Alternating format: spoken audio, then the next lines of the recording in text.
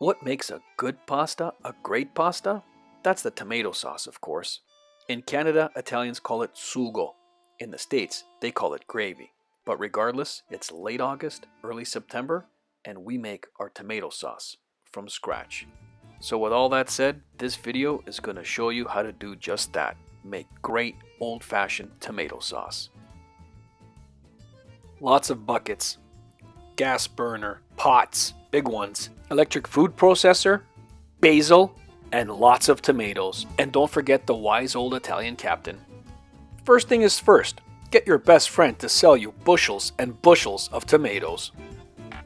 This is a very important step. The day before you actually process your tomatoes, you want to give them a good wash.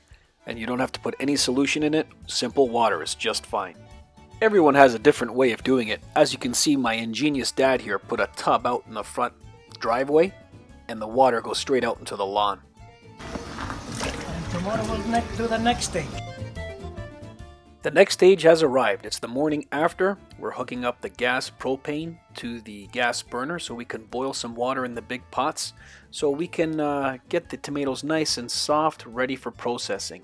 In the meantime, we're getting the jars ready, and each one of them has at least 2 or 3 basil leaves, very fresh, inside the jar. Fast forward a little here.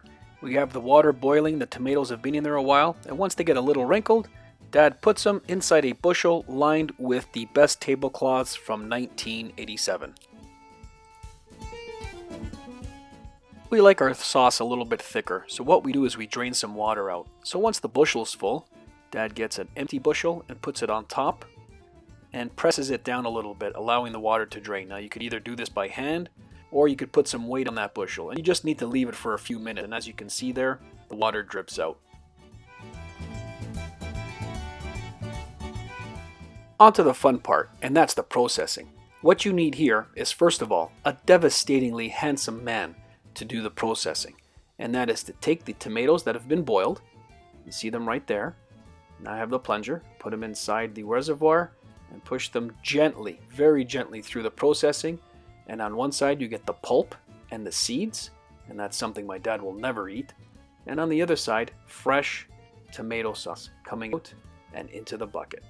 And even at this early stage, the smell is just awesome. Oh geez, I hope I remembered to mention the devastatingly handsome man to do the food processing. Once the bucket's full, it goes on to the next stage, and that's filling the jars. Very simple. There's the table full of finished product. Once all your jars are full, you tighten the lids as much as they will go, and then you fill them with water into steel drums. You might have to put a dishcloth or two to stop them from rattling so that they don't break. And now you boil them for half an hour to seal the lids properly. A reward for a hard day's work, opening up a bottle of the old homemade bubbly. And of course, you have to test the sauce. Dinner or lunch is always best when it's fresh, and it doesn't get any fresher than this. Homemade tomato sauce is a tradition that we do again late August, early September, and there is nothing like it. Buon appetito!